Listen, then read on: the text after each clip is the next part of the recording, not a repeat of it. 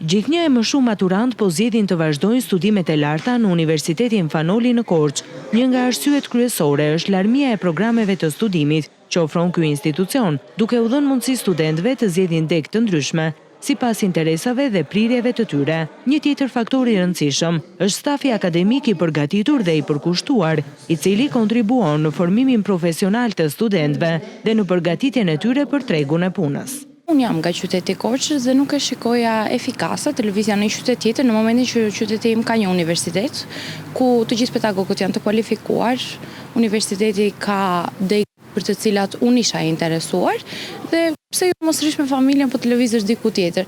Po ashtu, shumë të rinj zgjedhin të studiojnë në qytetin e tyre dhe për të minimizuar shpenzimet, duke mos u larguar nga Korça dhe duke shmangur kostot shtesë të jetesës në qytete të tjera.